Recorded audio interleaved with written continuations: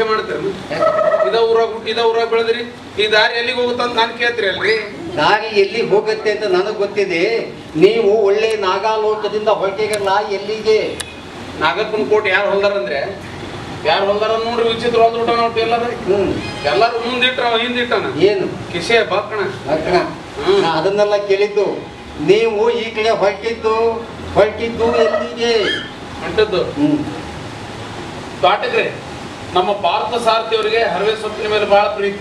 ಅದನ್ನ ತಂದು ಪಲ್ಯ ಮಾಡಿಕೊಟ್ರ ಅಂತ ಹೊಂಟಿದ್ದೆ. ಹೌದಾ? ನಿಮ್ ಜೊತೆ ಯಾರು ಮಾತಾಡ್ಬೇಕಾಗಿತ್ತು. 2 ಹೊತ್ತು ಬಿಸಿ ಅಡಿಗೆ ಯಾಕೆ ಮಾಡ್ತೀವಿ ಅಂತೀರಿ? ನಮ್ ಧಣಿಯರಿಗೆ ತಂಗಳದ್ ನಡೆದಿಲ್ರಿ, ಅದಕ್ಕೆ 2 ಹೊತ್ತು ಕುದಿಸಿ ಹಾಕ್ತೀನಿ. ನಮ್ದ್ರ ಏನ್ ಗಂಟೆ ಹೋಗೋಯ್ತು?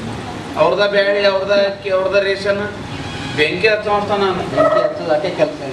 ಆ ಬೆಂಕಿ ಹಚ್ಚೋ ವಿಷಯ ಕೇಳಕತ್ತಿಲ್ಲ ನಿಮಗೆ. ಮಾತು ಮಾತು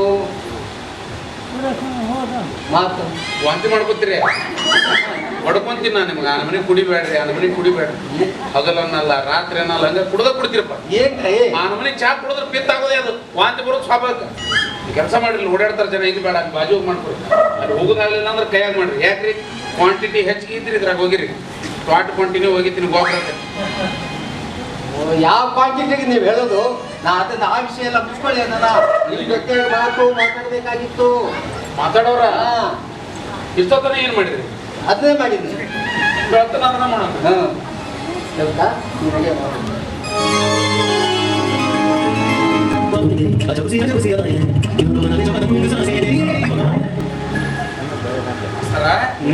ಅಂತೂ ಪುಟ್ಟಿ ದೊಡ್ಡದಾತ್ರಿ.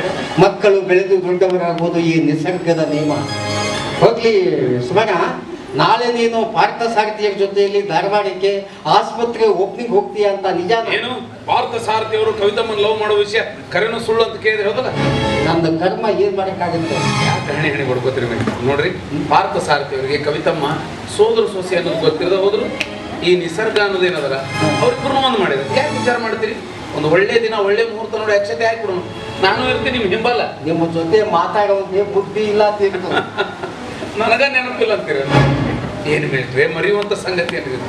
ಸತ್ಯಮ್ನವ್ರು ಈಗ ದೊಡ್ಡ ಡಾಕ್ಟರ್ ಆದ್ರೆ ಏನಾಯ್ತು? ಹಿಂದೆ ಬೆಳಗಾವ್ ಕಾಲೇಜ್ನಾಗ ಕಲಿತಿರ್ಬೇಕು.